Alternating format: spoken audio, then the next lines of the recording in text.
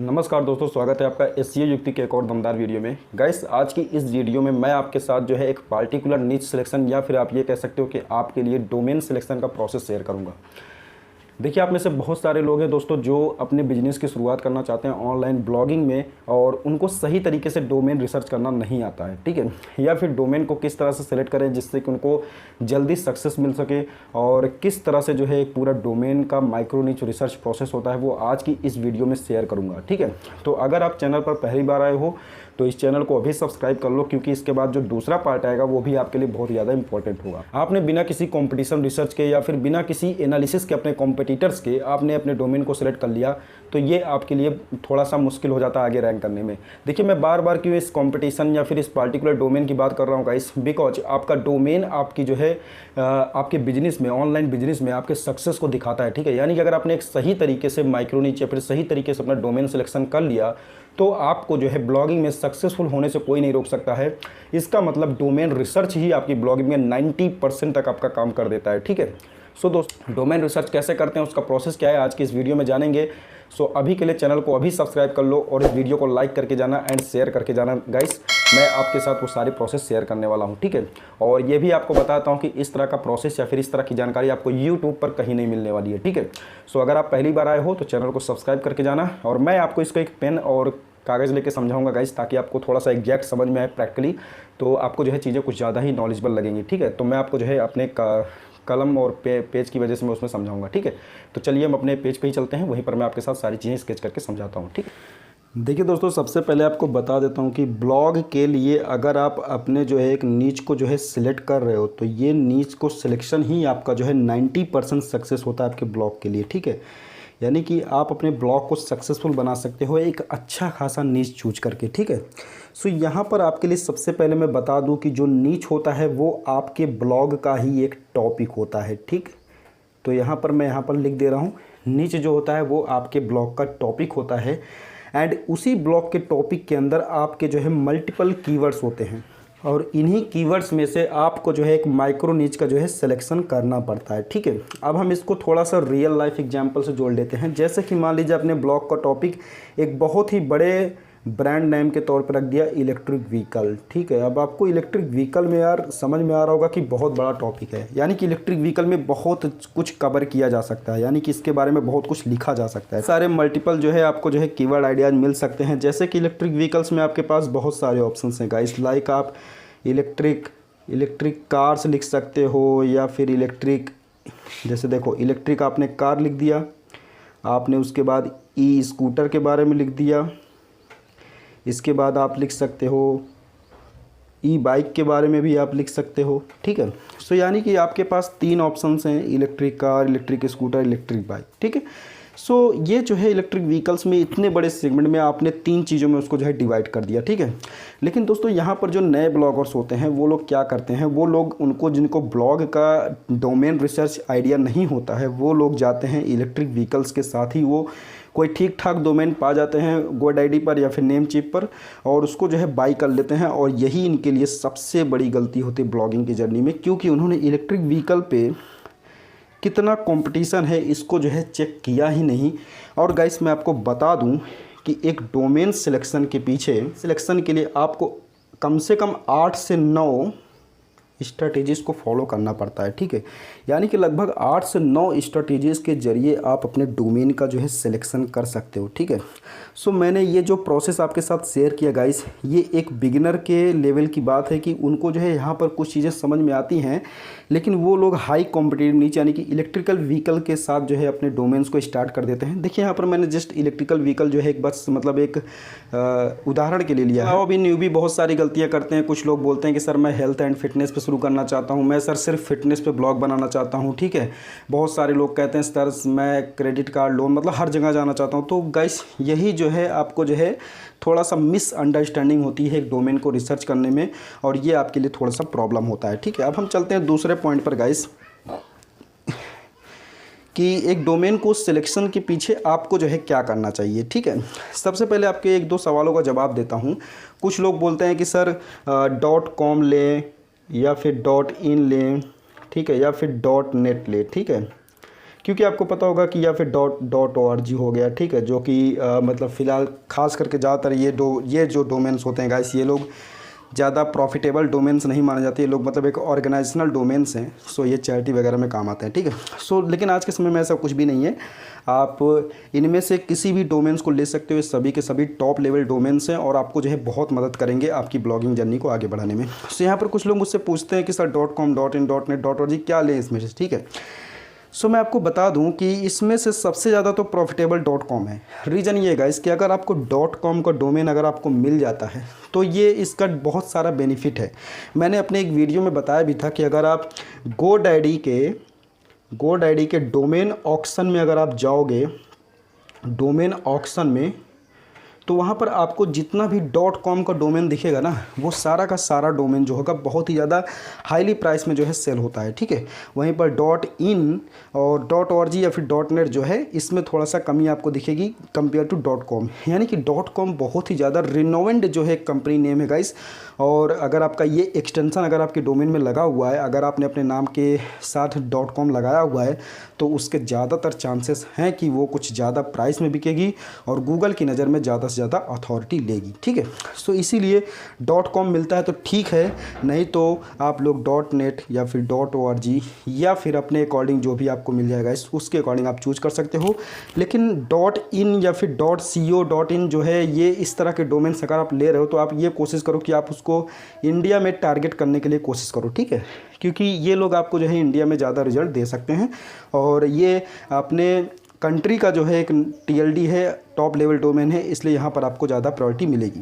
दोस्तों हम जो है यहाँ पर एक दूसरे पॉइंट पर ये आते हैं कि आपको जो है डोमेन नेम को सेलेक्ट करते वक्त कितने वर्ड्स का इस्तेमाल करना चाहिए, ठीक है।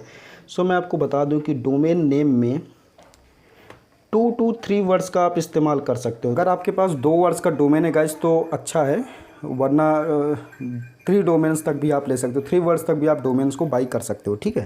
तो मुझे उम्मीद है कि आपको जो है समझ में आया होगा कि कितने वर्ड्स तक आप डोमेन ले सकते हो। इसके बाद एक सवाल और आता है मेरे हिसाब से, एक सवाल ये होता है गाइस कि आपको जो है डोमेन नेम जो है अपने कीवर्ड के अकॉर्डिंग चूज करना चाहिए या फिर किसी भी डोमेन नेम को हम ले सकते हैं, ठीक है। जैसे मान लीजिए किसी को लिखना है कि बेस्ट इलेक्ट्रिक स्कूटर, ठीक है, तो ये जो है ना एक हाईली सर्च डोमेन है गाइस। और इस तरह के अगर आप डोमेन बाई करते हो तो हो सकता है कि आपको अभी .com ना मिले, बट मैंने जस्ट एग्जांपल लिया है। आपका जो डोमेन हो सकता है वो कुछ भी हो सकता है, मैंने सिर्फ एक एग्जांपल लिया हुआ है, ठीक है। सो बेस्ट इलेक्ट्रिक स्कूटर के नाम से आपको जो है अगर डोमेन मिलता है तो आप जो है इसको बाई कर सकते हो, क्योंकि ये इस पहली बात तो 3 वर्ड में आता है और आपके लिए जो है एक अच्छा खासा मतलब एक कस्टमर को जो होता है ना एक अच्छा खासा मतलब इन्फॉर्मेशन दे रहा है, मतलब एक नेविगेशन दे रहा है कि अगर आप इस पार्टिकुलर वेबसाइट पे आते हो तो आपको जो है बेस्ट इलेक्ट्रिक स्कूटर के बारे में ही जानकारी मिलेगी। और आपके लिए सबसे ज़्यादा ज़रूरी होगा कि आप इलेक्ट्रिक स्कूटर के बारे में ही लिखें, आपको बहुत ज़्यादा रिजल्ट आएगा, ठीक है। सो इस तरह के डोमेन्स को आप ले सकते हो, कोई डाउट नहीं है गाइस, ठीक है। लेकिन अगर आपको 2 वर्ड्स तक डोमेन मिलता है तो वो ज़्यादा से ज़्यादा कम्पिटिटिव होते हैं और बहुत ज़्यादा रिजल्ट भी आता है, लेकिन आपको जो है उसमें भी बहुत सारी चीज़ों को जो है देखना पड़ता है, तब जाके आपको जो है डोमेन सेलेक्ट करना चाहिए। और एक डोमेन को सेलेक्ट करते वक्त किन 8 से 10 प्रोसेस को आपको अपनाना पड़ता है वो जो है हम अगले वीडियो में सेलेक्ट करेंगे। आज की वीडियो में सिर्फ हम डोमेन के ऊपर बातें करेंगे, ठीक है। सो डोमेन के सिलेक्शन का प्रोसेस तो कल बताऊंगा, बाकी आज आप समझोगे कि डोमेन कैसे लिया जाता है, ठीक है। सो दोस्तों आपको उम्मीद है कि ये बातें समझ में आ गई होंगी कि डोमेन को कितने वर्ड तक लेना चाहिए, डोमेन किस तरह से चूज करना चाहिए, डोमेन के एक्सटेंशंस क्या क्या होते हैं। अच्छा यहाँ पर एक बात और है कि ये आपने जो बेस्ट इलेक्ट्रिक स्कूटर जो आपने चूज किया है गाइस, ये बेस्ट इलेक्ट्रिक स्कूटर जो आपने डोमेन लिया है, इसमें क्या है ना कि अगर आपको ये लगता है कि आपने बेस्ट इलेक्ट्रिक स्कूटर .com का डोमेन ले लिया, ठीक है, अब कोई भी बंदा सर्च करेगा तो सिर्फ आपकी वेबसाइट दिखाई देगी, तो ये आपके लिए जो है ना एक मिथ है, ठीक है। यानी कि ये आपके लिए बिल्कुल गलत है कि आप ये सोच रहे हो कि आपने बेस्ट इलेक्ट्रिक स्कूटर .com का डोमेन ले लिया और कोई बंदा बेस्ट इलेक्ट्रिक स्कूटर सर्च करेगा तो आपका वेबसाइट दिखाई देगा, ठीक है। ऐसा नहीं है दोस्तों, ठीक है, क्योंकि उसमें वेबसाइट को रैंक करने में उसका ऑन पेज SEO उसमें और भी बहुत सारे फैक्टर्स काम करते हैं।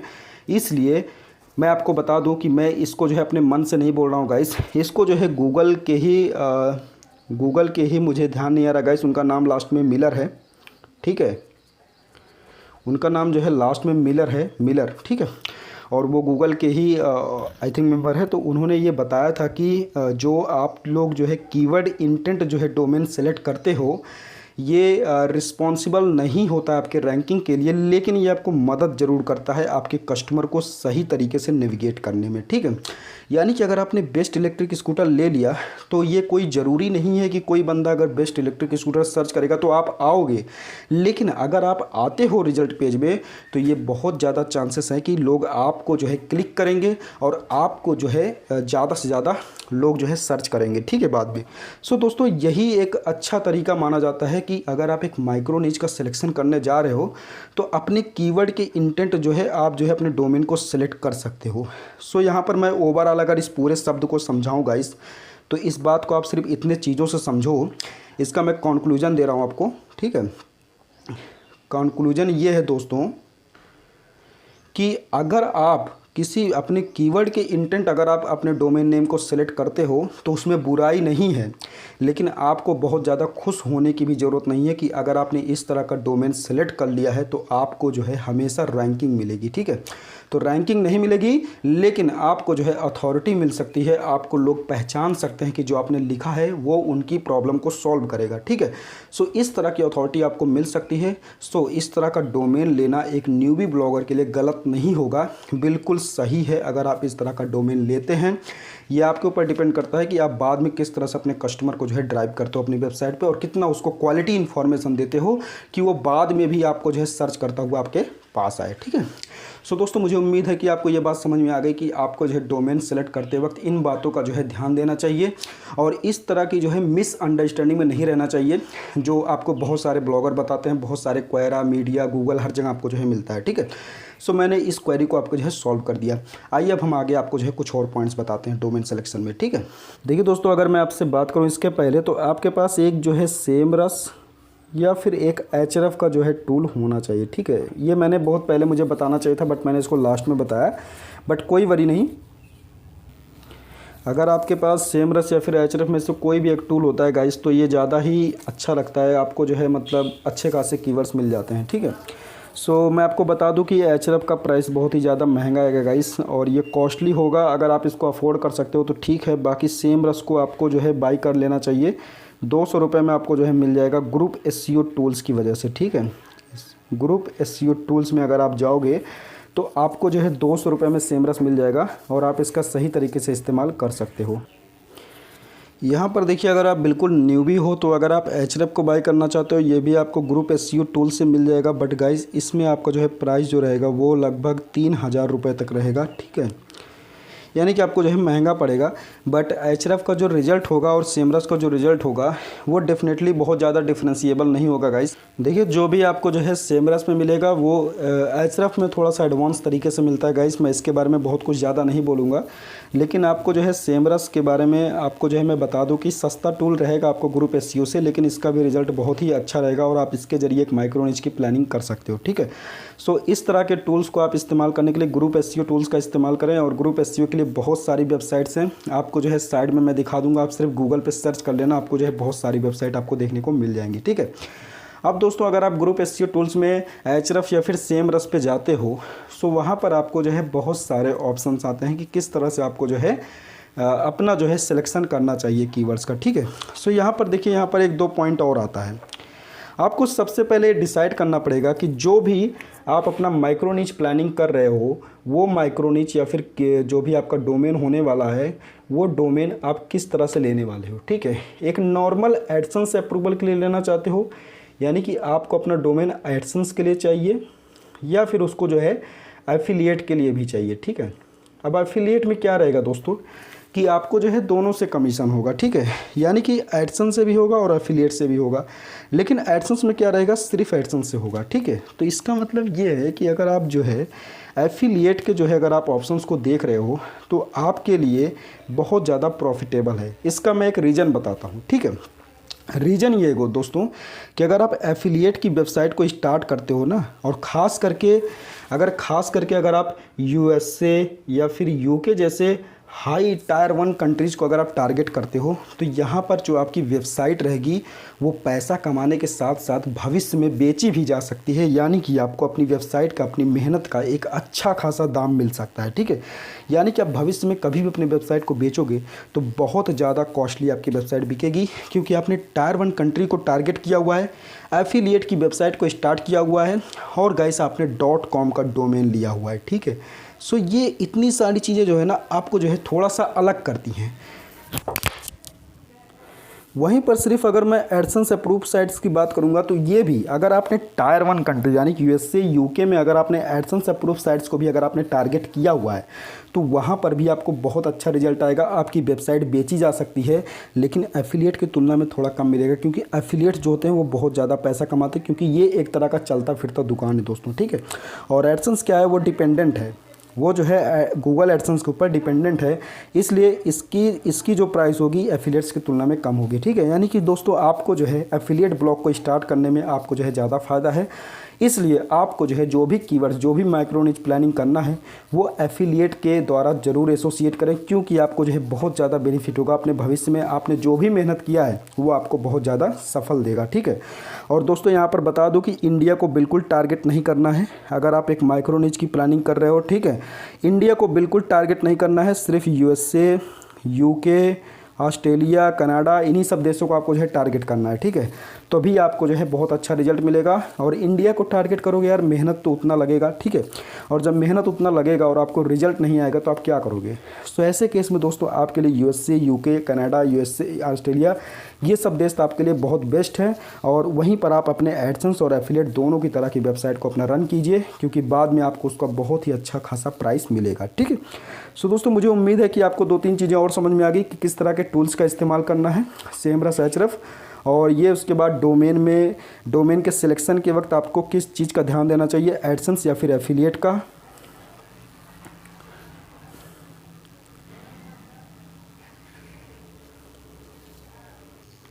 और इसके बाद आपको जो है कौन सी कंट्री में जो है टारगेट करना चाहिए, कौन सा डोमेन .com .in क्या लेना चाहिए। सो दोस्तों इस तरह से आप अपनी प्लानिंग को कर सकते हो, और मैंने इतनी सारी चीज़ें आपको जो बता दी हैं गाइस वो आपके लिए बहुत ही ज़्यादा। सो दोस्तों मैंने आपको ये सारी चीज़ें जो भी आपको बताई हैं ये आपके डोमेन के सिलेक्शन की पहली की प्रोसेस है। इतनी सारी चीज़ों को आपको जो है रेडी रखना चाहिए, उसके बाद आपको जो है अपने डोमेन सिलेक्शन में जाना चाहिए। ठीक है, अब आपको अगर एफिलिएट का डोमेन सेलेक्ट करना है गाइस तो आपके लिए सबसे बढ़िया है अमेजोन।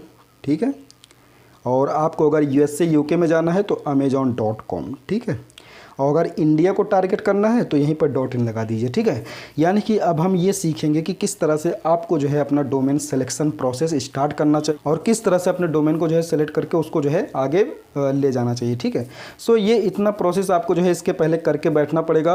और जो डोमेन सिलेक्शन का प्रोसेस होता है गाइस वो 1 वीक तक आप जो है करते हैं तब भी ठीक है आपके लिए।